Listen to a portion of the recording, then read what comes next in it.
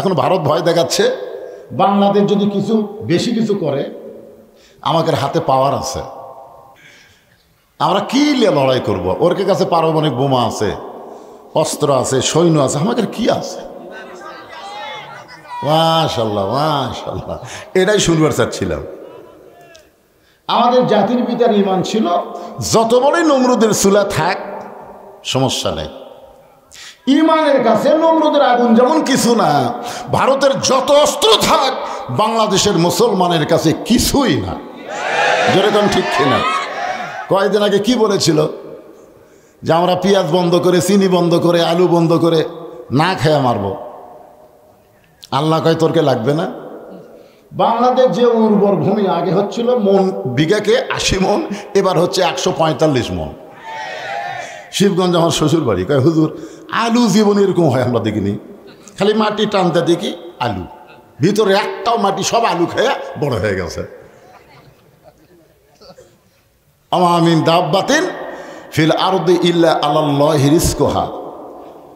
এরপরে আল্লাহ বলেছেন ফালিয়াবুদু রব্ব হাযাল বাইত আল্লাযী আত'আমাহুম মিন জু'ইন ওয়া আমানাহুম মিন খাউফ। ওয়া আমানাহুম মিন খাউফ। আল্লাহ বলতেছেন ওই ঘরের মালিকের তোমরা গোলামি করো, নামাজ পড়ো, আমি আল্লাহ তোমাদেরকে সঙ্গে সঙ্গে 2টা পুরস্কার দিব।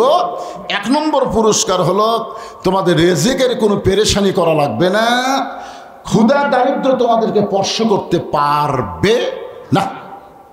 আর সমস্ত ভয় থেকে, যত ভয় আছে, অ্যাটমের ভয়, হাইড্রোজেনের ভয়, বোমার ভয়, অস্ত্রের ভয়, সমস্ত ভয় থেকে আমি আল্লাহ তোমাদেরকে পুরোপুরি নিরাপত্তা দিয়ে দিব।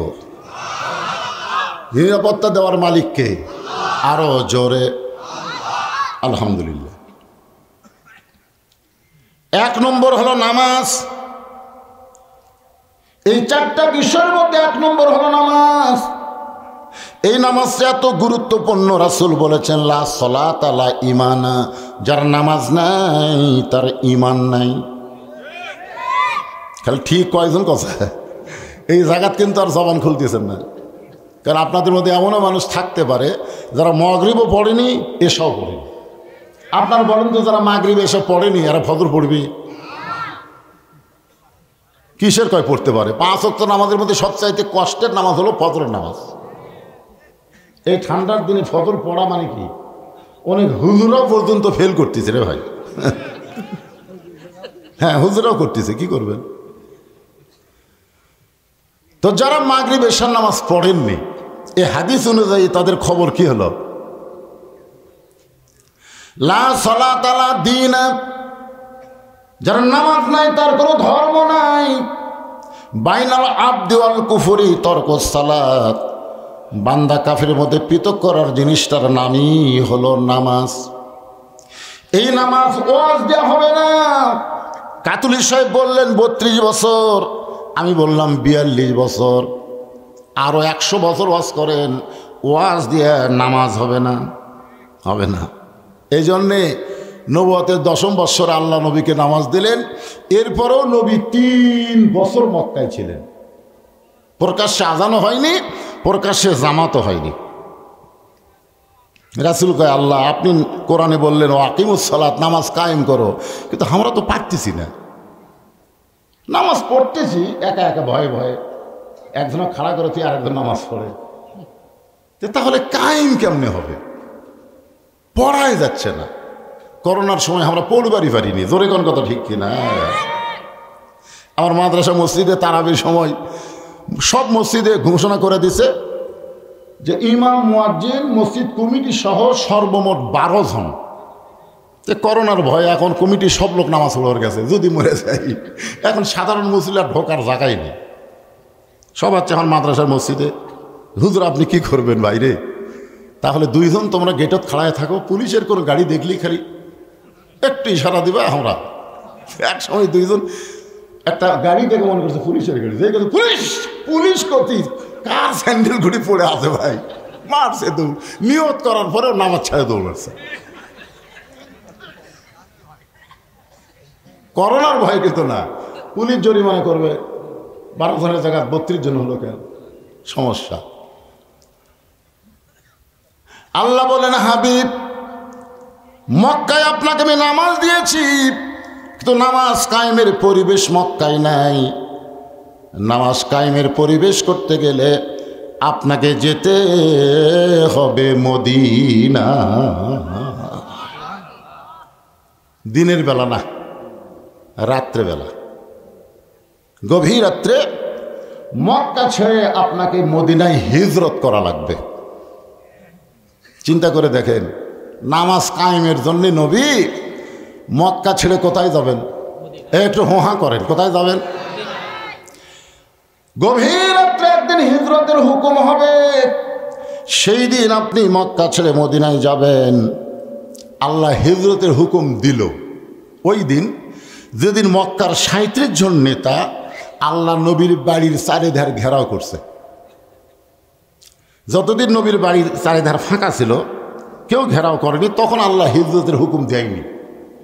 যেদিন দিছে সেদিন নবী জানলা দিয়ে দেখতেছে, দাও লিয়া, চাইনিজ কুড়াল লিয়া, ফালা লিয়া, লাঠি লিয়া নবীর বাড়ির চারিধার ঘেরাও করছে। আল্লাহ বলতেছে এখন হিজরত করেন। নবী কই কে রে? এইরকম কঠিন অবস্থা আল্লাহ হিজরত করতে বলার পিছনে আল্লাহর কারণ কি? যেদিন কেউ ছিল না সেদিন আল্লাহ হিজরতের হুকুম দিল না, আর আজকে এইভাবে বাড়ি ঘেরাও করছে, আর এখন বলতেছে হিজরত করেন। আল্লাহ নবী ডাক দিলেন, আলী, লব্বাইক ইয়া রাসূলুল্লাহ। নবী বলেন, আলী আমার বিছনায় তোমাকে ঘুম পাড়তে হবে, ওড়ে তামানে চাদর দিয়ে। আলী বলতেছেন, হুজুর কেন? বলে, দেখো চারিধার আমাকে ঘেরাও করছে মারার জন্যে, তুমি আমার বিছনাতে এমনভাবে থাকবে ওরা যেন মনে করে আমি ঘুমে আছি, এই মনে করে তোমাকে বসাবি, মনে করবে নবী ঘুম পাড়তেছে, ঘরের থেকে বাড়ায় না করে জানলা দে মার, এই মনে করে তোমাকে বর্ষা মারবে আর আমি চলে যাব। আলী কয়, হুজুর আপনি কোথায় যাবেন? বলো, অত শোনার দরকার নাই, বিছাত ঘুম পাড়বো কিনা সেটা কর, কিন্তু আমাকে মনে করে কিন্তু মারবি। এইরকম কথা বললে কেউ বিছনাত শুধবে? হযরত আলী বললেন, ইয়া রাসূলুল্লাহ আমার আপত্তি নাই। রাসূল বলে, আলী একটাবার চিন্তা করো। আলী বলতেছে, আমার জীবনের চাইতে আপনাকে ভালোবাসি, আপনি নিরাপদ হলেই ইসলাম নিরাপদ হবে। ওরে তামানে চাদর দিয়ে হযরত আলী ঘুমায় গেলেন। রাসূল তো মানুষ, মনের মধ্যে সন্দেহ হচ্ছে, কে রে ঘুমালো না কান দিচ্ছে। চাদরের মুড়ি তুলে দেখে, ওরে বাবা, জানে মৃত্যুর বিছানা, তারপরে ঘুম পাড়ে, জানে রাত 12টায় ফাঁসি হবে, তারপরেও ঘুমাই। আছে না নাই? মীর কাসেম আলী উকিলকে বলতেছে, কে রে খবর কি? বলে, আজকে রাত 12টায় আপনার ফাঁসি হবে স্যার। বলে, এখন বাজে কয় টাকায়? 9:30। আলহামদুলিল্লাহ, এখন 2.5 ঘন্টা আছে। ঘুম পাড়ি, বসতে কি করবো, 2 ঘন্টা ঘুম পাড়ি, চেতন যদি না পাই আমার ডাক দিও। উকিল কই, মানুষ না ফাঁকলা রে, চেতন পাবি না মানে? উকিল মন খারাপ করে চলে গেছে। 2 ঘন্টা পরে এসে দেখে ফাঁসির কন্ডম ছেলে নাক ডাকে ঘুম পাড়তিছে। উকিল চিন্তা করে 8 ঘন্টা পর ফাঁসি হবে, এই মানুষটা এরপরেও কেমনে ঘুমায়? পায়ের বুড়া আঙ্গুলে যখন একটু নড়াইছে, ঘুম থেকে চেতন পায়। বলে, উকিল ভাই ফাঁসির কি সময় হয়েছে? বলে, এখনো 8 ঘন্টা বাকি আছে। উজু করে 2 রাকাত নামাজ পড়ে পবিত্র কোরআন থেকে সূরা মুলক, সূরা মুজাম্মিল তেলাওয়াত করে বলে, উকিল ভাই আমার কয়েকটা কাপড়ের মধ্যে সবচাইতে ভালো কাপড়টা আমাকে বাছাই করে দাও। উকিল ভালো পাঞ্জাবিটা বাছাই করে দিলে, ওইটা যখন গায়ে দিয়ে বলে, ভাইজান তোমার কাছে কি চিরুনি আছে? বলে, হ্যাঁ। চিরুনির যখন চুল হাসড়ায়, বলে, দেখো তো আমার কেমন লাগতেছে। উকিল কান্দার বলে, স্যার আপনার ফাঁসি হবে, আপনি কি শ্বশুর বাড়ি যাবেন? এমন করে কেন শাস্তেছেন? আল্লাহর ওলির চোখে পানি নিয়ে মুচকে হাসিতে বলতেছে, ঘুমের মধ্যে আল্লাহ পাক আমাকে জানাইছে, অন্যায়ভাবে যাদের ফাঁসি দেওয়া হবে তারা মরবে না, তাদেরকে আল্লাহর জান্নাত দিয়ে বরণ করা হবে। ওয়ালা তাকুলু লিমান ইউকতালু ফি সাবিলিল্লাহি আমওয়াতুন বাল আহইয়াউ ওয়ালাকিন লা তাশউরুন। নবী দরজা খুলে বের হলেন, দেখে শিয়ালের চোখের মতন ওরকে চোখ জ্বলতিছে, খালি নবীর দরজার দিকে বাড়ির দিকে এমনভাবে তাকে আছে। রাসূল কয় আল্লাহ কি করি? আল্লাহ কয় কিছু করা লাগবে না, আপনার কাছে যে অস্ত্র আছে। অনুনাজ্জিলু মিনাল কুরআনি মা হুয়া শিফাউ ওয়া রাহমাতুল লিল মুমিনিন। সব সমস্যার সমাধান। এই আয়াতকে আপনারা বিশ্বাস করলেন না? করছেন? আয়াতের বাংলা অর্থ কি? একটা স্লোগান দিলি তো অর্থ বার হয়ে যায়। আমি যেই বলবো সব সমস্যার সমাধান, আপনারা বলবেন দিতে পারে আল কোরআন। সব সমস্যার সমাধান কোরআনের 3টা আয়াত এক মুষ্টি বালুর মধ্যে পড়ে। রাসূলকে আল্লাহ বললেন উপর দিকে ফিকায়া দেন। রাসূল যখন বালু নিক্ষেপ করে, ওই বালুটা আল্লাহ 60 জন্য তার চোখে সমানভাবে ঢুকিয়ে দিছে। ওর হাতে যে লাঠি আছিল, রাম দেওয়া ছিল, বর্ষা ছিল, সব ফেলা দিয়া খালি। রাসূল কয় আল্লাহ ওরকে অস্ত্র দিয়ে ওরকে এখন বসান যায়, মানে কোনো দিকে খেয়াল নাই, চোখ ডলতি তার খেয়াল আছে। আল্লাহ বলেন আজকে মারের দিন না, সময় মতো মার হবে। 24 সালের 5 আগস্টে ধরে ঘর কথা ঠিক, আজকে মারের দিন না, 15.5 বছর একটু ধৈর্য ধরা লাগবে। ধরে কথা কর না কেন রে ভাই? মার কি সব সময় তাই? যান আজকে যে হুকুম আছে সেটা করেন। গভীর রাত্রে নবী চুপি চুপি আবু বকরের বাড়ির দরজায়, নেতা যেমন কর্মীও তেমন, ধরে কান সুবহানাল্লাহ, আস্তে করে ঠোকা মারলি দরজা খুলে গেল। নবী চমকে গিয়ে বলে আবু বকর এই গভীর রাত্রে তোমার দরজায় আসতেছি, তুমি কি জানতে নাকি? বলে হুজুর 6 মাস আগে আপনি বলেছিলেন একদিন গভীর রাত্রে মক্কা ছেড়ে মদিনায় হিজরত করা হবে, আমাকে সঙ্গে করে যাবেন। সেদিন থেকে আজ পর্যন্ত কোনো রাত্রিবেলা ঘুমাইনি, বরং সারা রাত আমি দরজায় দাঁড়িয়ে থাকি। রাসূল বললেন চলো যাই। আবু বকর সাথে সাথে রওনা দেয়। আল্লাহ রাসূল বলে আবু বকর একটা বার কি বাড়ির মধ্যে ঢুকবা না? বিবি বাচ্চার কাছে কি 1 টাকার বলবো না? আবু বকর বলি রাসূলুল্লাহ আমি সিদ্ধান্ত নিয়েছি। চলতে পথে 2 দিন থামিলাম, যাবার কালে একজন আরো দেম, ও আমার সাদের মালা যায় রে ছিঁড়ে, রইব না আর বেশি দিন তোদের মাজারে। এই গানটা কিন্তু হাসিনা কছে, জানেন আপনারা? যখন বিমানত চড়ে পলে যাচ্ছে, কিছুদিন আগে কিন্তু বেগম খালেদা জিয়াও বিমানত চড়িছে, চড়েনি ভাইজান?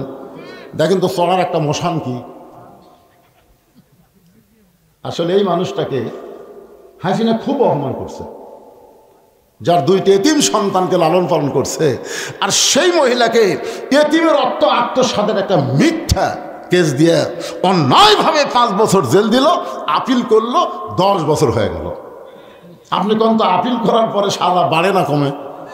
হায় হায় হাসিনা, তোর দুঃখে বাঁচি না রে, কি কামড়া করলো।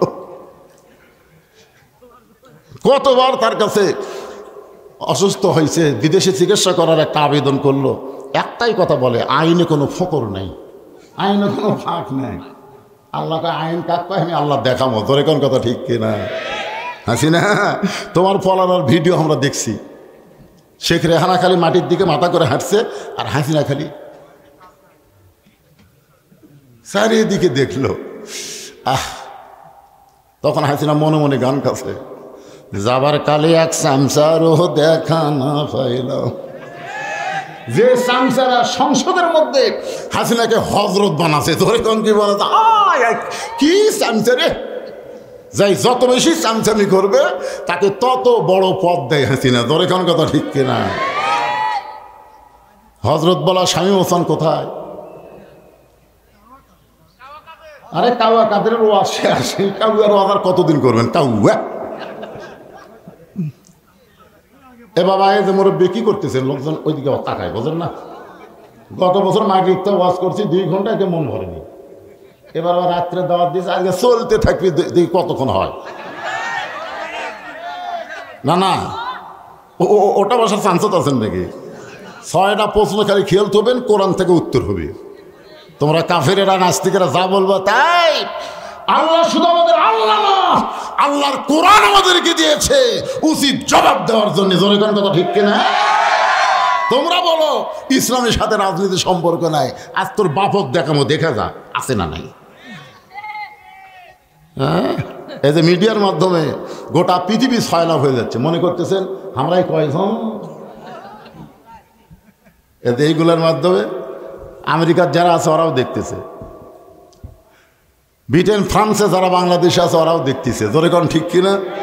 এমনকি আমার ওয়াজ পর্যন্ত পিনাকি ভট্টাচার্য হিন্দু হয়েও দেখে। জোরে কোন কথা ঠিক বানায়নি? ভিডিও বানায়নি? আজহারি আর আমাকে নিয়ে একটা ভিডিও বানাইছে। একটু মনোযোগ দিয়ে শুনবেন। আবু বকরকে বললেন চলো যাই, নবীর সঙ্গে রওনা দিলেন। মক্কা থেকে মদিনা হলো উত্তর দিকে, কিন্তু নবী চললেন পূর্ব দিকে। আবু বকর বলে রাসূলুল্লাহ, আল্লাহ যদি মদিনায় হিজরত করতে বলে তাহলে উত্তর দিকে যাওয়া লাগবে, আপনি পূর্ব দিকে কেন চলতেছেন? রাসূল বলে, আবু বকর ওই যে একটা পাহাড় দেখতেছ, ওই পাহাড়ের উপরে একটা গর্ত আছে, এই গর্তের ভিতরে আমাদেরকে আত্মগোপন করা লাগবে। আত্মগোপন মানে লুকালুকি। আলুর বাড়ি থাকেননি?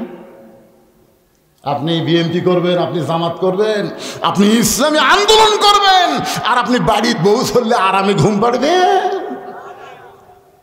সিরাজগঞ্জে রোডে থাকতি আর বউ মোবাইল করে বললো খবর কি, আমি বললাম রোডে, কয় বাড়িতে আসেন না।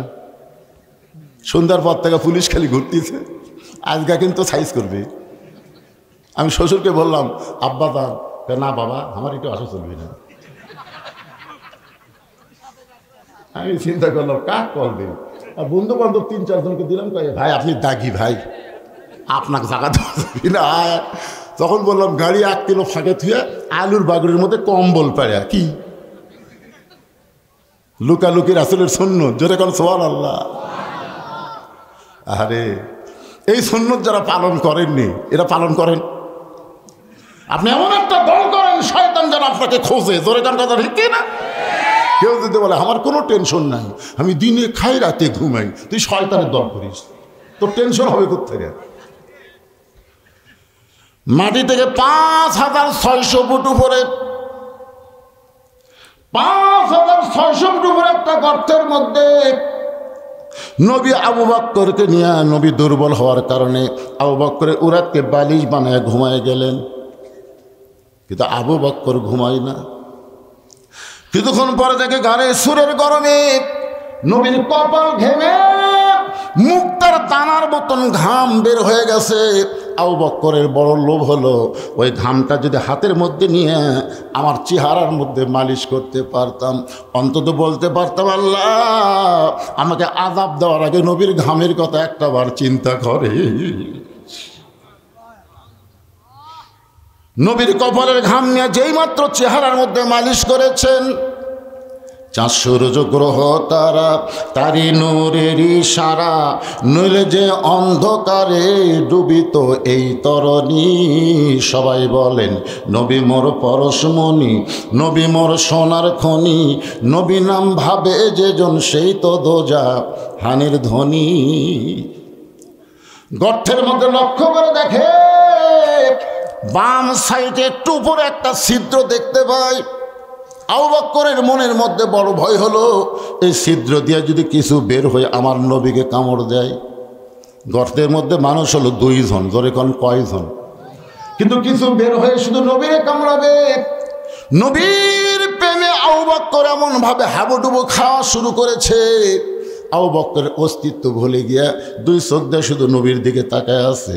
শিশুকালে মইরা গেছে মা, গর্ভে থাকতে মরছে পিতা, নবী চোখে দেখলেন না। কে করিবে লালন পালন, কে দিবে সান্ত্বনা, এই দুনিয়ার বড় এতিম নবী ছিলেন একজনা। বাম পাখানা যখন ছিদ্রের মুখে লাগাই দিস, এমন সময় লিয়াবলুয়াকুম আইয়ুকুম আহসানু আমালা, জোরে কোন সুবহানাল্লাহ। পরীক্ষা হবে, সুন্দর আমলের পরীক্ষা হবে। আগামী ভোটে সুন্দর আমলের পরীক্ষা হবে। আমার ভোট আমি দিব, যাকে খুশি তাকে দিব, এই স্লোগান বাদ দিয়ে বলতে হবে আমার ভোট আমি দিব, দেখে শুনে বুঝিয়ে দিব। জোরে কোন কথা ঠিক কিনা? কোন চোর, কোন দুর্নীতিবাজ, কোন বাটপারকে আমার ভোট দিয়ে আমি সংসদে পাঠাবো না। জোরে বলেন কথা ঠিক কিনা? আপনাকে আল্লাহ বিবেক দেয়নি? অনেক মানুষ জান্নাতে যাওয়ার সময় আল্লাহ বলবে, রে তোকে তো জান্নাত দিবারই চাইছিলাম, কিন্তু এত রড সিমেন্ট তুই চুরি করছো। আল্লাহ আমি জীবনে কোনো ইলেকশন করিনি, নেতা হইনি, তা আমার আমল নামায় রড সিমেন্ট কেন? তুই যাক সিল মারছো, ওই যে চুরি করছে। ইন্নাল্লাহা ইয়ামুরুকুম আন তুআদ্দুল আমানাতি ইলা আহলিহা ওয়া ইযা হাকামতুম বাইনান নাস আন তাহকুমু বিল আদল। জোরে কোন সুবহানাল্লাহ। একটু মনোযোগ দিয়ে শুনবেন। লিয়াবলুয়াকুম আইয়ুকুম আহসানু আমালা। আল্লাহ বলে বিষাক্ত সাপ, ওয়াজাতা পাহাড়ে ঘুরিস কেন? ওই গর্তের ভিতরে ছিদ্রে যে পাটা লাগাই দিছে, এই পায়ের তালুতে কামড় মার। আল্লাহর হুকুমে একটা বিষাক্ত সাপ এসে বিষ মুখের মধ্যে নিয়ে আবু বকরের পায়ের তালুতে যখন কামড় বসায় দেয়, আবু বকর কান্দে বলে, সাপরে তুই মনে করছিস যে তোর বিষের যন্ত্রণায় আমি পা টান দিব? দরকার হলে আমি মরে যাব, কিন্তু পা টান দিয়ে নবীকে কামড় দেওয়ার সুযোগ পাবি না। সাপটা আবার কামড় মারে, আল্লাহর হুকুমে আবার কামড় মারে। কিতাবের মধ্যে আছে 5-5বার সাপটা কামড় মারলো, গোটা দেহ থরথর করে কাঁপতেছে। অসতর্ক মুহূর্তে এক ফোঁটা চোখের পানি নবীর গাল মোবারকে পড়েছে। নবীর চোখ খুলে বলা, ও বাক্কার এরকম কান্দার পিছনে কারণ কি? বিয়ে বাচ্চার কথা মনে করে কি তুমি কাঁদতেছ? আবু বকর বলে, রাসূলুল্লাহ আপনি যখন ঘুমায় গেলেন ছিদ্রের মুখে পাটা লাগাইছি, কি যেন বারবার কামড় দেয়, টানতে দেখে বিষাক্ত স্বপ্ন। বলা, আবু বকর একবার কামড় দিলে আমার ঘুম থেকে চেতন করতে পারে, তা কিন্তু ঘুম থেকে চেতন না করে এতবার কেন সাপের কামড় তুমি হজম করলাম? আবু বকর বলে, রাসূলুল্লাহ আমার জীবনের চাইতে আপনার ঘুমের দাম বেশি। আমি মরে যাব, কিন্তু ঘুম থেকে চেতন করার বেয়াদবি আমি সহ্য করব না। এটা গানের সুরের সামান্য কাহিনী কইলাম। রাত শেষ। আবু জেহেল কয়, যে পওরা দিলাম রে, এ তো বাড়াবার পারেনি। আবু সুফিয়ান বলে, নেতা তাহলে আজকের মতো ফেরত যাই। আবু জেহেল বলে, না, এই 7-8 জন নেতা একত্র হওয়ার সুযোগ আর নাই। আজকে যখন আমরা একত্র হয়ে মারার জন্য আইছি, মাইরাই যাবো। তো বলে কিভাবে? বলে ঘরের মধ্যে ঢুকে টানা বের করে। তারপরে আবু জেহেলের কথা মতো আবু জেহেলের নেতৃত্বে 37 জন নেতা নবীর ঘরের দরজায় গিয়ে যেই মাত্র দরজা টান দিয়ে খোলে, দেখে চাদরের মধ্যে নাক দেখে ঘুম পাড়তিছে, মাথা ঢাকা, পাও ঢাকা। আবু জেহেল খেয়ে এক মারার জন্য আমরা সারা রাত পড়া দিই, আর এইভাবে ঘুম পাড়ে। আবু জেহেলের একটা চামচা ছিল, নাম হলো উলিদ বিন মুগিরা। ওর হাতে একটা বর্ষা ছিল। জোরে কোন কি আছিল? এই বর্ষাটা চাদরের উপর দিয়েই মারবি। যাকে মারার জন্য সারা রাত চেতন থাকি, আর আমি ঘুম পাড়ে, এক না মারা পর্যন্ত শান্তি নাই। এই বলে যেই মাত্র বর্ষা মারতে চাই, নবী আবু জেহেল খপ করে বর্ষাটা ধরছে। এই ঘুমন্ত মানুষকে মারা জায়েজ নেই। সুবহানাল্লাহ না?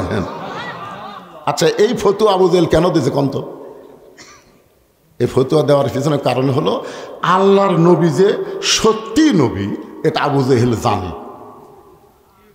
আবু জেহেল কিন্তু মারবি না, কারণ আবু জেহেল মারার জন্য লোক সেট করবি, কিন্তু নিজে মারবি না। আবু জেহেল তো খুবই চালাক মানুষ, বোঝেন না, যে নবীর বাড়ি হলো আমার বাড়ির কাছে, আর এই নবীকে যদি তার বাড়িতে আমি হত্যা করি তাহলে গজব আসলে তো আমার সুদ দেয়। এই জন্য বলতেছে না, ঘুমন্ত মানুষকে মারা জায়েজ নাই। ওলীদ বিন মুগীরা বলে, নেতা সব সময় আপনার কমান্ড মানা যাবে না, সারা রাত ধরে যাকে পহরা দিলাম আর সেই বেটা আরামসে ঘুম পাড়ে, আমি মার বই এই বলে আমার যখন বর্ষা মারতে চাই, আমি নেতা থাকতে তুই চামচা এত গরম করে। আজকে বাংলাদেশে দেখবেন অনেক নেতার চাইতে চামচার মোশন বেশি, জোরে কোন কথা ঠিক না? বড় নেতা চাতি না, কিন্তু চামচার অত্যাচার আমাকে থাকাই কঠিন। একটু মনোযোগ দিয়ে শুনবেন, আল্লাহ নবীর যত শত্রু ছিল সবচাইতে বড় শত্রুর নাম হলো আবু জেহেল, আর সবচাইতে খারাপ শত্রুর নাম হলো ওলীদ বিন মুগীরা। সবচাইতে বড় শত্রুর নাম কি? সবাই বলেন, বড় শত্রুর নাম কি? আর সবচাইতে খারাপ শত্রুর নাম কি? আমাদের বড় শত্রু কিন্তু ভারত। আপনি মানেন বা না মানেন, বাংলাদেশের জন্য সবচাইতে বড় শত্রুর নাম কি? আরো জোরে বলেন। ওরা নাকি 71 সালে আমাকেও সহযোগিতা করছে, মেজর ডালিম যে আউট করে দিছে ইলিয়াস হোসেনের মাধ্যমে, আপনারা দেখছেন। ভারত কিন্তু কোনো কালই আমাকে সহযোগিতা করেনি। ওরা আমাদেরকে অঙ্গরাজ্য বানানোর একটা চেষ্টা করেছে, ওর বাপের মাধ্যমে, তার মেয়ের মাধ্যমে। জোরে কোন কথা ঠিক কিনা? বাংলাদেশকে যদি অঙ্গরাজ্য বানাবার চাই, এইটা হল ওলীদ বিন মুগীরার চাইতেও খারাপ। জোরে কোন কথা ঠিক কিনা? একটু মনোযোগ দিবেন। ওলীদ বিন মুগীরা নবীর সবচাইতে খারাপ শত্রু। আল্লাহ নবী যখন সাহাবীদের নিয়ে কথাবার্তা বলতেছিলেন, এমন সময় ওলীদ বিন মুগীরা সাইড থেকে চিল্লায় বলে, এই মুসলমানের নবী, আপনি যদি এতই ভালো হবেন তাহলে জন্মের আগে আপনার বাপ হলো কেন? আপনার বলেন তো, জন্মের আগে যে নবীর বাপ মরেছে, এটা কি নবীর দোষ? কেউ যদি বলে, হুজুর আপনি যদি এতই ভালোবাস করেন তাহলে আপনি এত কালো হলেন কেন? আপনি বলেন তো, কালো হওয়া কি আমার দোষ? কথা কন না কেন রে ভাই? যেই বলছে আপনি যদি এতই ভালো মানুষ হবেন, ভালো নবী হবেন, তাহলে জন্মের আগে আপনার বাপ বলল কেন? সঙ্গে সঙ্গে নবীর চোখ দিয়ে দর দর করে পানি পড়তেছে। আল্লাহ বলে, নবী গ, যে আপনাকে এমন কটাক্ষ করলো, আপনার চোখের মধ্যে পানি বের করে দিল, আপনি কি তারা চিনেন? রাসূল বলে, আল্লাহ চিনব না কেন? সে হলো মুগীরের বেটা ওলীদ। আল্লাহ বলতেছে, দুনিয়ার সবাই যেন মুগীরের বেটা ওলীদ, কিন্তু আমি আল্লাহ আপনাকে প্রকাশ করে দিলাম, উতুল্লিম বাদা জালিকা জানিম, সে মুগীরের বেটা ওলীদ না, সে হলো জারদ সন্তান। একমাত্র অবৈধ সন্তান যারা রাসূলের বিরুদ্ধে কথা বলবে তারা। জোরে কোন কথা ঠিক কিনা? বৈধ মায়ের সন্তান আলেম ওলামার বিরুদ্ধে কথা বলতে পারে না। জোরে কোন কথা ঠিক কিনা? এখন হয়তো বললেন, হুজুর রাসূলের বিরুদ্ধে বলুক, আলেম ওলামা নিয়ে আইছেন কেন? আলেম ওলামা কে? আল ওলামা ওয়ারাসাতুল আম্বিয়া। আমার এলাকার এক আওয়ামী লীগ বলতেছে, ভাই আসলে আল্লামা সাইদি হুজুর আল্লাহর ওলি। আমি বললাম, এত বছর পরে বলতেছিস কেন? তখন বলতেছে, হুজুর সাহস পাইনি হুজুর। তখন সাহস পাইনি, এখন বলতেছে। আমার এলাকার অনেক হিন্দু মাঝে মধ্যে আমার কাছে আসে, হুজুর আমরা আপনার দল করবো। আমি বললাম, কে রে পাগলা, তুই হিন্দু মানুষ আমার দল করবি কেন? হুজুর আমরা হিসাব করে দেখলাম, এই কোরআন নিয়ে যারা রাজনীতি করে তাদের মতন ভালো মানুষ বাংলাদেশে নেই। একটা হিন্দু পর্যন্ত বলতেছে, আর একটা আওয়ামী লীগ বলতেছে সাইদি হুজুর আল্লাহর ওলি। এ লক্ষণ কিন্তু খারাপ না, কি বলেন? আরে যেটাই করছেন তো ভাই রে, কিসের বাঁচা পাগলা? আমাকে লাভ হচ্ছে না, কোন লাভ হচ্ছে না? আল্লাহর বান্দার একটু মনোযোগ দিয়ে শুনবেন। ওলীদ বিন মুগীরা হলো উতুল্লিম বাদা যালিকা জানিম। এই কথা শুধুমাত্র নবী জানে, দুনিয়ার কেউ জানে? নবীরে কে জানাইছে? আরো জোরে। কয়েকদিন পরে নবী সাহাবীদের নিয়ে যখন গল্প করবে, ঠিক ওই সময় ওলীদ বিন মুগীরা এসে দাঁড়াইছে। নবী জানে আজকেও তো এর কামই হচ্ছে নবীর বিরুদ্ধে বলা। নবীর বিরুদ্ধে কিছু বলার আগে নবী বললেন উতুল্লিম বাদা যালিকা জানিম। ওলীদ বিন মুগীরা মারছে দৌড়, এক দৌড়ে গেল মায়ের কাছে। ধরে বলেন কার কাছে? সন্তান কেমন এটা কেউ না জানলেও কিন্তু তার মা জানে। যে সন্তান কোরআনের মাহফিলে বসে কিছুক্ষণ বসার পরে লাফদা ওঠে, আবার বাহিরে গিয়া ঘরে, আবার কিছুক্ষণ বসে আবার ওঠে আবার ঘরে। আবার দেখবেন কিছু সন্তান বসেই না, ওরা মাহফিলের বাইরে ঘুরঘুর করে। জোরে কোন কথা ঠিক কিনা? এই সন্তান কেন এমন হলো? যদি জানবার চান তার মায়ের কাছে যান, জোর করে ধরলে অবশ্যই বলবে এই সন্তান যখন পেটে ছিল আমি পেটত নিয়ে গোটা পাড়া ঘুরঘুর করছি, পেটের মধ্যেই ওর ঘূর্ণি ব্যারাম হচ্ছে, বাইরে আইসা কোনো জায়গায় ঠিক মতো থাকবার পারে না। আর সন্তান যদি সিজার করা হয়, জন্মের আগে জন্ম হওয়ার কারণে ওই সন্তান সবসময় অস্থির থাকে। জোরে কোন ঠিক কিনা? অস্থির বোঝেন না? 2 দিন আগে জন্ম হয়েছে, ঘুমের মধ্যে বাড়ি করে কাকের বাঁচা না মরারে, তখন পাও ধরে এরকম একটা ঘুরান দেয়, ওর মাথার ঝাঁকি লাগায় করে কান্দা ওঠে। ওই যে মাথার ঝাঁকি খাসে ভাই, ওই ঝাঁকিতে ওই মোবাইল ছাড়া ভাত খায় না, ওই মোবাইল ছাড়া কান্না থামে না। জোরে কোন কথা ঠিক কিনা? সন্তান ভালো না মন্দ এটা জানি কে? আরো জোরে। আমার মায়েরা কিন্তু বলেছে গত বছর হুজুর আমাকে কোনো ওয়াজ করে নাই, ফাঁকি দিয়ে চলে গেছে, কিন্তু আজকে হুজুর ফাঁকি দিলে চলবে না। আমার মায়েদের জন্য কিছু ওয়াজ কোরআনে আসে না নাই? জোরে করে আসে না নাই? কি হয়েছে বাবা? 1300 বছর আগে কয়টা প্রশ্ন? আপনারা হয়তো মনে করবেন হুজুর এই প্রশ্নের উত্তর নিজেই জানে না, কি এক ওয়াজ করলো, খালি ধরে থুলো কইল না। তো এই প্রশ্নের উত্তর আগে আমার মা বোনদের কিছু ওয়াজও করা লাগবে। যেরকম ঠিক কিনা? কারণ আমার মা যদি ভালো হয়, বউ যদি ভালো হয়, আগামীতে যে সন্তানগুলো দুনিয়াতে আসবে এই সন্তানগুলো জন্মের সাথে সাথেই ইসলামী আন্দোলনের কর্মী হবে। যেরকম কথা ঠিক কিনা? ভালো সন্তান কোনোদিন আগডম বাগডম ঘোড়াডম সাজা এই শিক্ষা হাতত নেবে না। ওরা কোরআনকে একমাত্র শিক্ষা এবং চরিত্র উন্নতির শিক্ষা, নৈতিকতার শিক্ষা হিসাবে গ্রহণ করবে। যেরকম ঠিক কিনা? ইকরা পড়ো বিইসমি রাব্বিকাল্লাযী খালাক। যে আল্লাহ তোমাকে সৃষ্টি করেছেন, আমাদের স্রষ্টার নাম কি? সে আল্লাহর নামে আমাদের শিক্ষা গ্রহণ করা লাগবে। একটু মনোযোগ দিয়ে কথাগুলো শুনবেন। সমস্ত মুসলমানের কাছে নাস্তিকেরা 6টা প্রশ্ন ছুড়ে দিয়েছে। মুসলমান আলেমেরা প্রশ্নের সামনে পড়ে নাস্তানাবোধ করি, আল্লাহ দেখতে কেমন আমরা তো দেখিনি, তাহলে বলবো কেমন?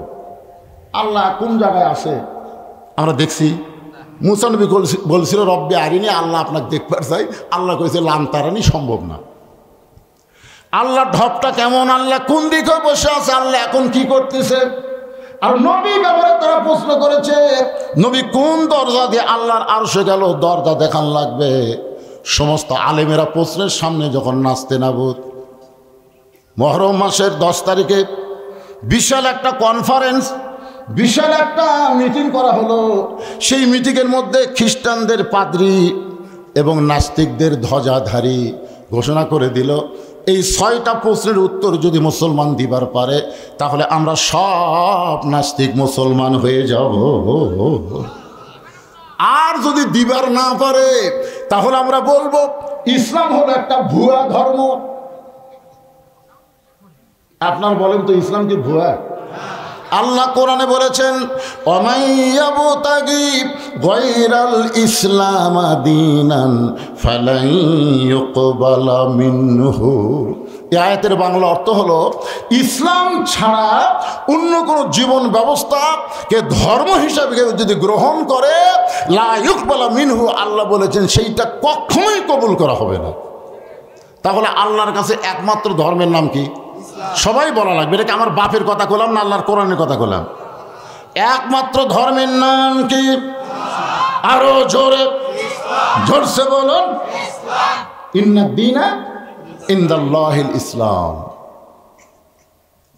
একেবারে বাহাসের দিনে একটা আলেমও যায়নি, যেগুলো অবান্তর প্রশ্নের উত্তর কেমনে দিব। খ্রিস্টানরা যখন বলবে ইসলাম ভুয়া, তখন মাত্র 13 বছর 6 মাস বয়সের একটা বাচ্চা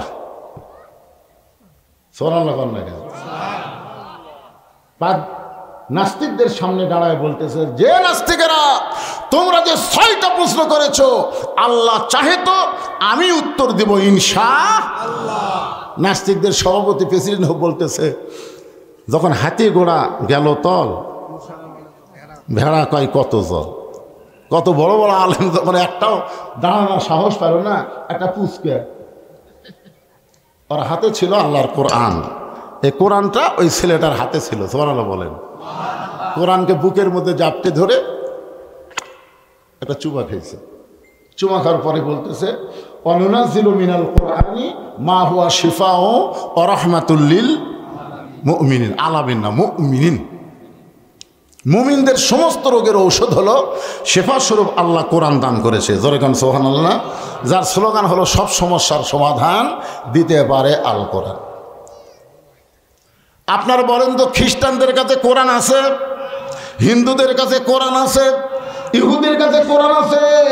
কোরআন আল্লাহ মুসলমানকে হুদাল্লিল মুত্তাকিন, মুত্তাকিদেরকে আল্লাহ ব্যবস্থাপত্র হিসেবে, জীবন বিধান হিসাবে আল্লাহ দিয়েছে। ধরে কোন সুবহানাল্লাহ।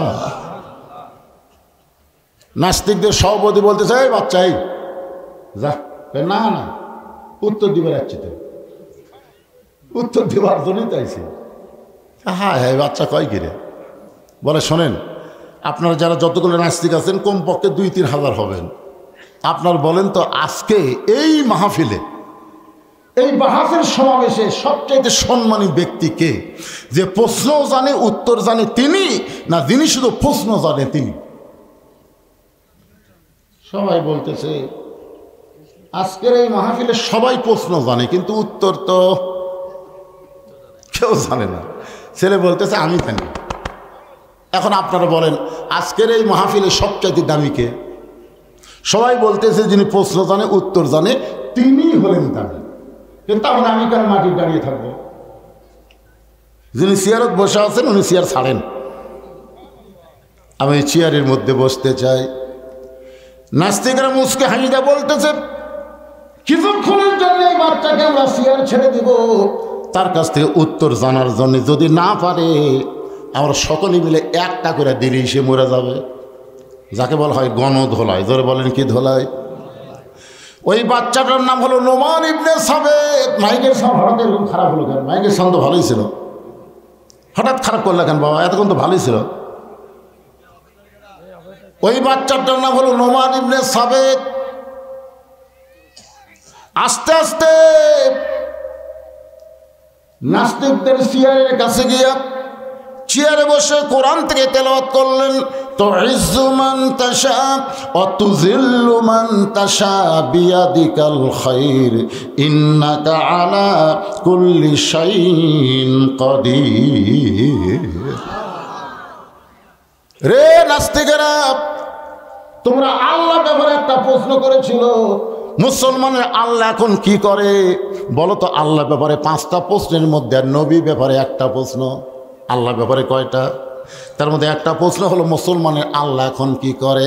আমার আল্লাহ তাআলা যে সন্তানকে কেউ চিনত না সেই সন্তানকে চেয়ারে বসাই দিল, আর চেয়ারের মানুষটা আল্লাহ কুদরতি হাত দিয়া ঘাড় ধরে নামায় দিল।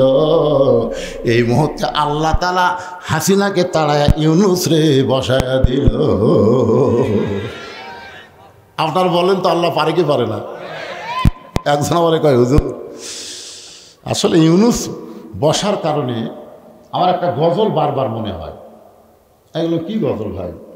আমরা যখন শুনলাম ডোনাল্ড ট্রাম্প আমেরিকার প্রেসিডেন্ট হলো, তখন কিছু গুজব লিক বলা শুরু করলো, এইবার ইউনুস পলাবি কোন দিক দিয়ে? কিন্তু আমার একটা গজল খালি আমার ইমান বেড়ে দেয়। কি গজল? বলে, নবী ইউনুস নবীরে খাইল মাছেতে গিলিয়া, ফেরেশতা পাঠাইলেন আল্লাহ এসমে আজম দিয়ে। একটা মাছ পর্যন্ত ইউনুসকে হজম করতে পারে নাই। ইউনুস নবীর নাম হওয়ার কারণে ডক্টর ইউনুসকেও ভারত হজম করতে পারবে না, আমেরিকা হজম করতে পারবে না। উগলা বের করে দেওয়া লাগবে। জোরে কোন কথা ঠিক কিনা? ইউনুস নবীরে খাইল মাছেতে গিলিয়া, ফেরেশতা পাঠাইলেন আল্লাহ ইসমে আদম দিয়া, দমে দমে সে হরদম পড়ে সে ইসমে আজম, মাছেরই উদর হইতে বাঁচাইলা প্রাণ। সবাই বলেন আল্লাহু আল্লাহু, তুমি জাল্লে জালালুহু, শেষ করা তো যায় না গে তোমার গুণগান। আপনার গতকাল ফেসবুকে দেখছেন কতবার, দেখেন না? বাংলাদেশের সব উপদেষ্টা নাকি পল আছে।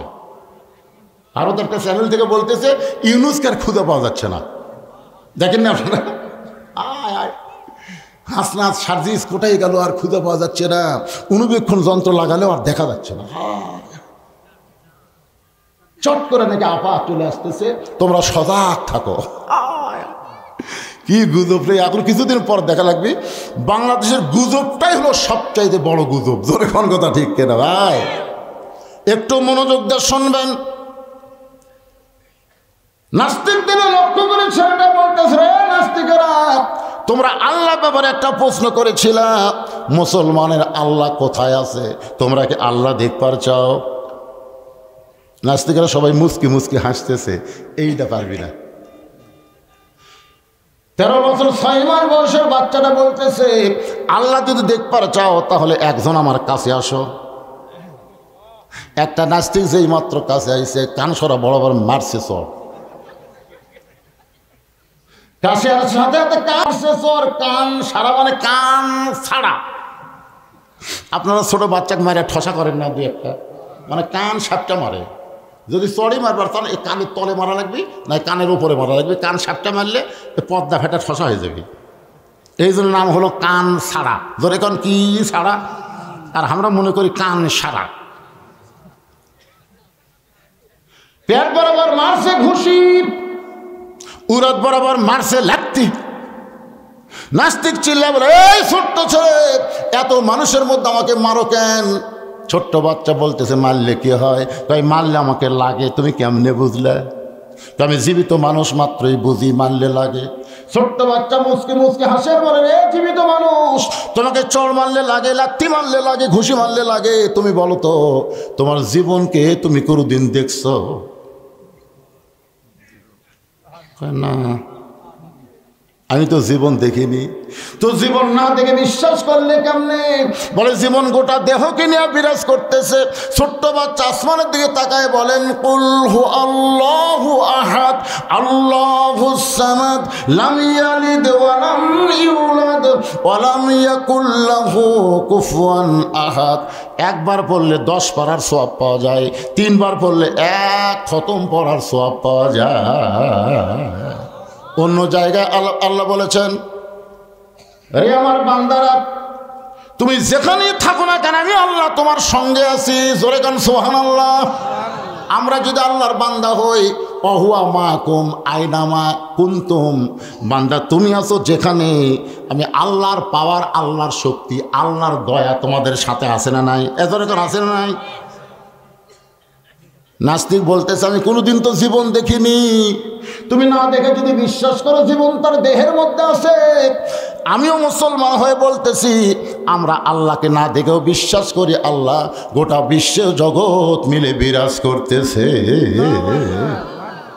আমরা যেদিকে তাকাই সেদিকে আল্লাহ আছে না নাই? সেটা কি?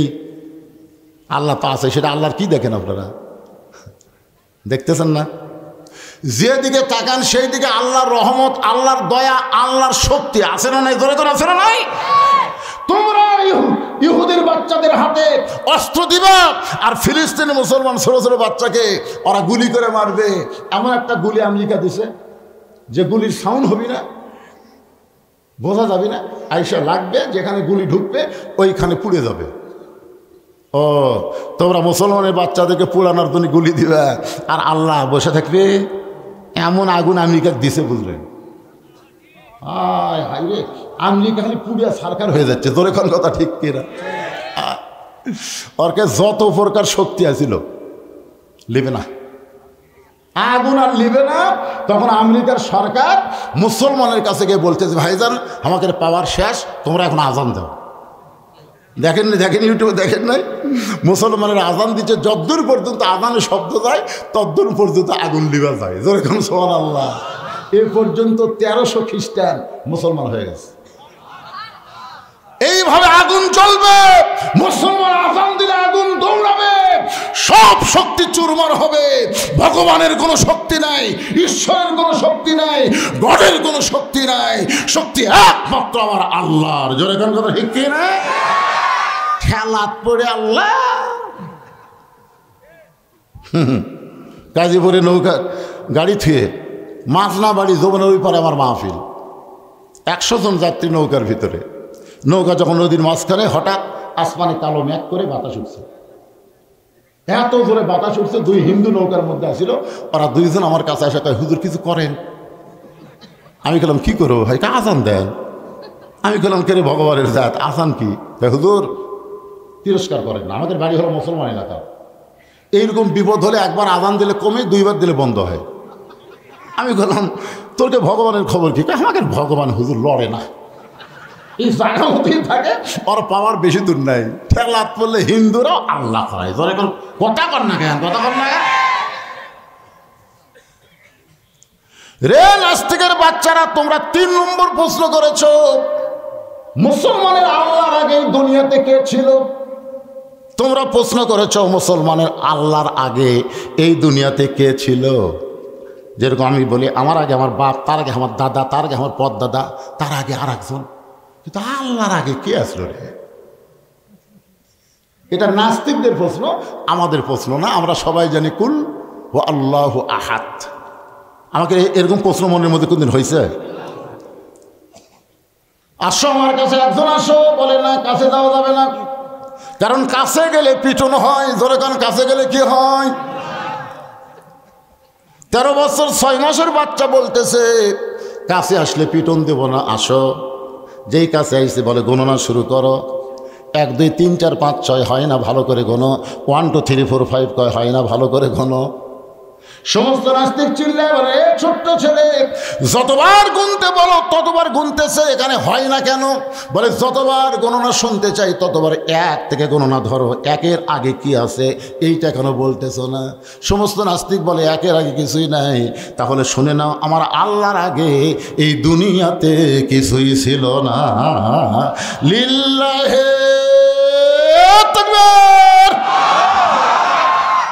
এ নাস্তিক, নবী কোন দরজা দিয়ে আল্লাহর আরশের কাছে? তুই কি দরজা দেখবার চাস? নাস্তিক বলে অবশ্যই দেখবার চাই। তাহলে আয়, কারণ দরজা দেখবার গেলে আমার কাছে আসা লাগবে। বলে এর আগে একজন আল্লাহ দেখবার চাই, কাছে গেছিল, তুমি জিহারে মারছে।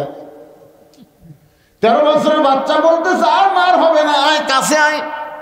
একজন নাস্তিক সাহস করে যে কাছে আইছে, পকেট থেকে একটা ডিম বের করে ওই নাস্তিকের কানের কাছে নিয়ে গেছে। নাস্তিককে জিজ্ঞাসা করে, দেখ তো ডিমের মধ্যে কি শোনা যায়? বলে একটা বাচ্চা চিঁচু করে শোনা যায়। 19 দিন পরে বাচ্চা হয়, 18 দিনের মাথায় এরকম ডিম নিয়ে যে ওই নাস্তিকের কানের মধ্যে ধরে বলতেছে কি শোনা যায়? বলে ডিমের মধ্যে বাচ্চা আছে। কয় নাই। নাস্তিক বলতেছে আছে। 13 বছরের বাচ্চা বলতেছে নাই। নাস্তিক বলতেছে আছে। যতবার বলে আছে, কয় নাই। এই ছেলে আছে তো, তো ডিমের মধ্যে বাচ্চা কোন দিক দিয়ে ঢুকলো? তুমি বলতেছো ডিমের মধ্যে বাচ্চার সিউচুর শব্দ শোনা যায়, তাহলে বাচ্চাটা কোন দিক দিয়ে ঢুকলো? নাস্তিক বলতেছে ঢুকলো কোন দিক দিয়ে জানি না, তবে বাচ্চা আছে এটা মানি।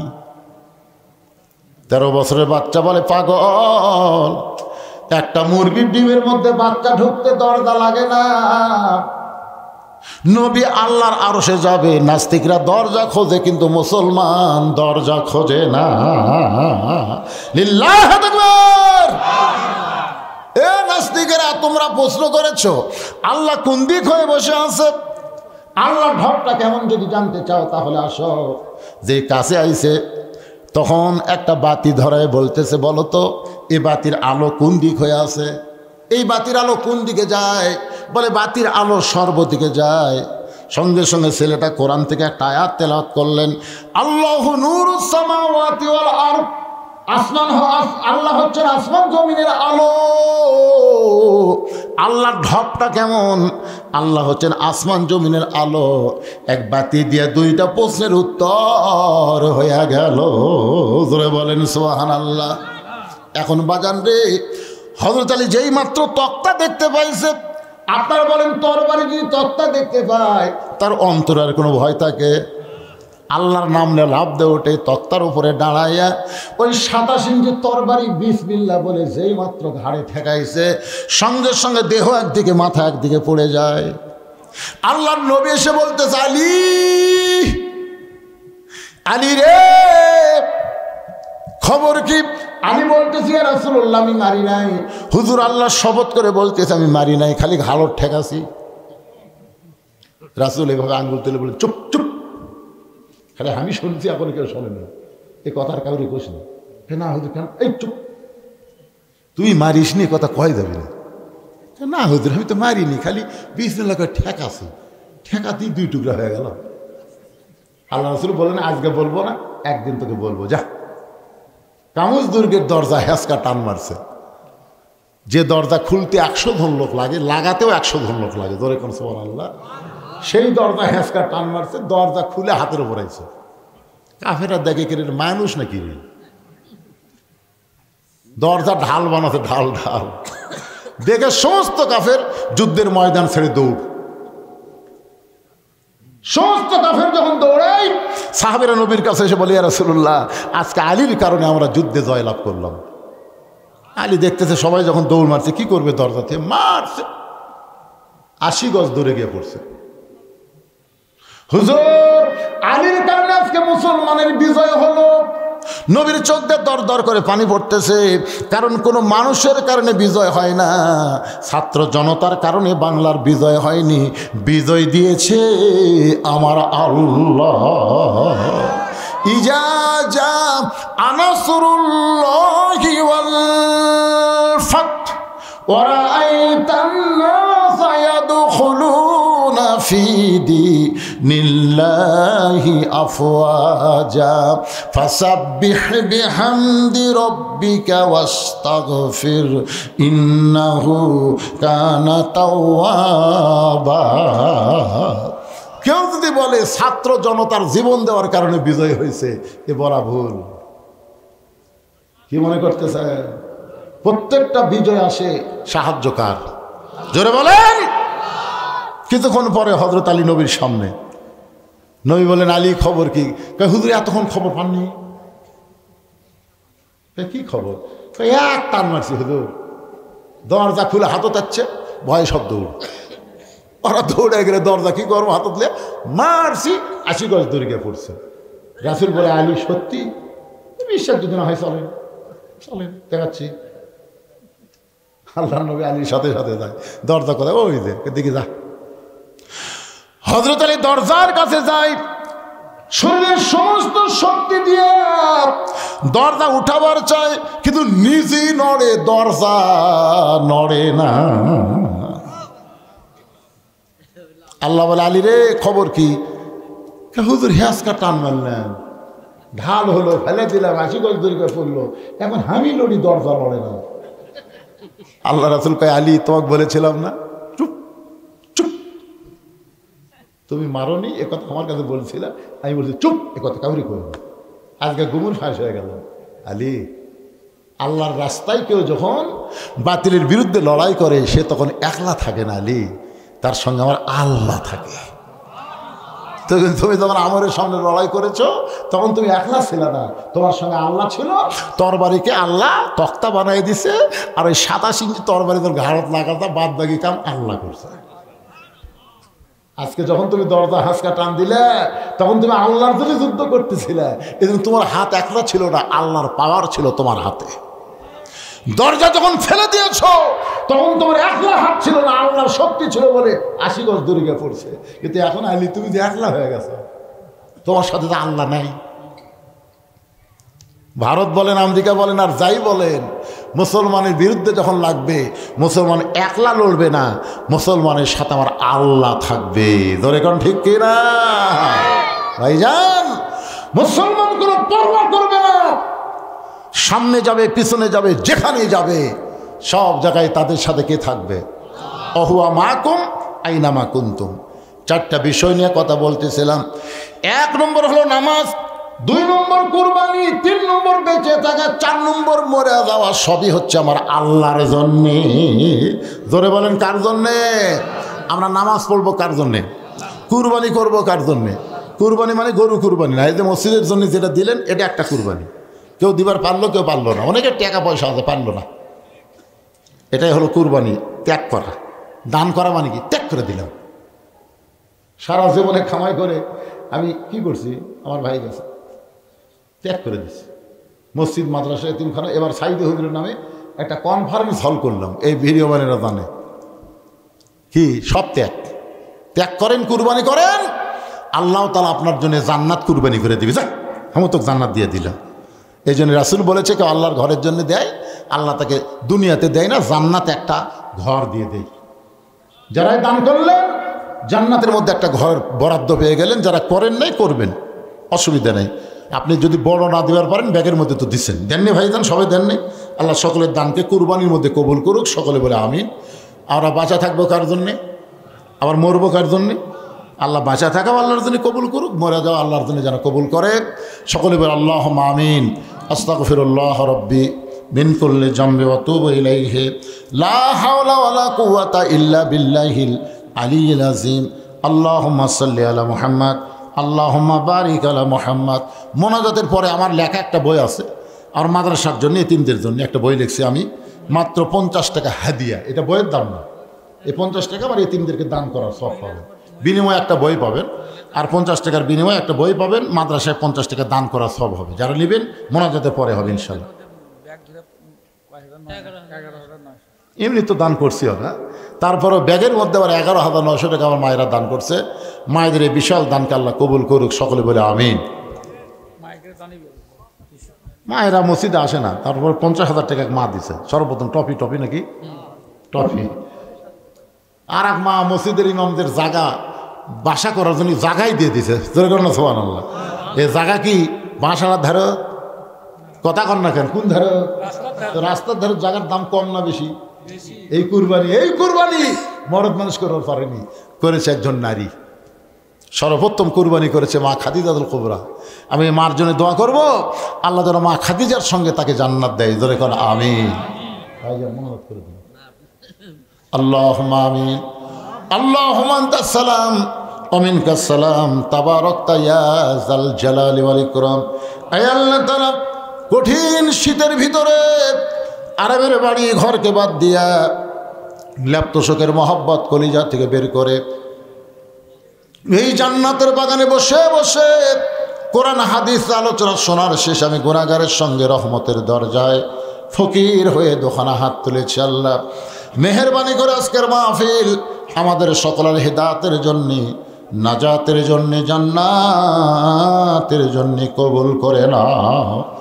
এই মাহফিলের শুরু থেকে শেষ পর্যন্ত যত আলোচনা হয়েছে আল্লাহ, এর মধ্যে যদি ত্রুটি হয়, ভুল হয়, মাফ করে দাও। এর যা হাদিয়া মঞ্জুর করেন সোনার মদিনায় নবী পাকের রওজা মুবারকে আল্লাহ কবুল করে নাও। তামাম আম্বিয়ায়ে কেরাম, আসহাবে কেরাম, তাবিঈনে কেরাম, তাবিঈনে কেরাম, তামাম পৃথিবীর মাটির নিচে যত মুমিন মুমিনা শুয়ে আছে আল্লাহ, সকলের আরওয়াহ পরে হাদিয়া কবুল করো। আল্লাহ তোমার ঘর মসজিদকে সুন্দর করতে গিয়া হাজার হাজার টাকা দান করেছে আল্লাহ।